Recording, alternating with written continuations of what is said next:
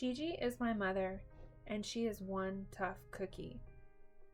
My mother has always been my biggest supporter, always ready to take on the challenge of anything me or my sisters needed. In my eyes, as a child and as an adult, she is supermom.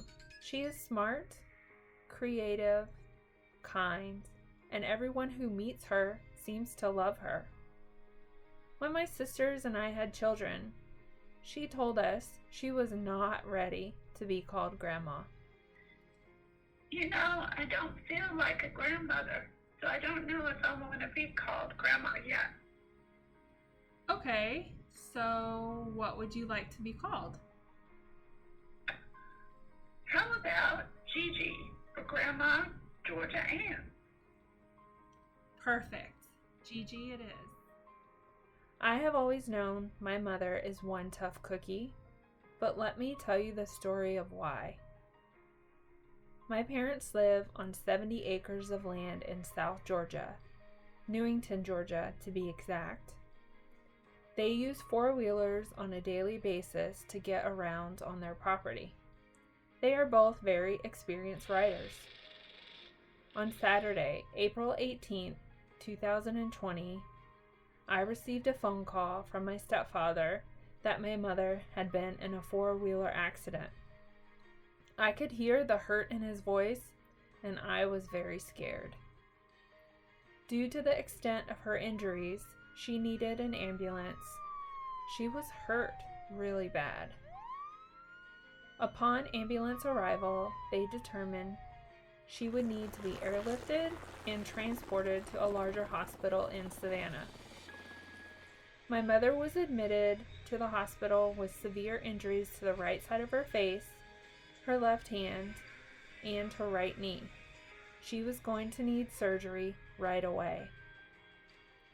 She had several surgeries to help repair the fractures around her eye, her left hand, and right knee. After the surgeries and some recovery time, she was discharged from the hospital and began her stay in a rehabilitation facility. She began physical therapy sessions and was fitted for a special walker with an armrest so she could learn how to maneuver around. My mom had to do this alone with no family or visitors due to COVID-19 restrictions. The rehabilitation center was a single-story building, so visitors could go to the patient's outside room window to check in and say hello. These were the only visits allowed due to COVID restrictions. After a few weeks in the rehab center, my mother was stable enough to go home. She was released on Friday, May 8th, 2020, and would begin her healing journey at home. My mother will forever have a scar on her face from this accident, and her hand will never quite be the same as it once was. She will possibly always have to walk just a little slower and maybe choose to retire versus going back to work. But most importantly, she is still the same Gigi.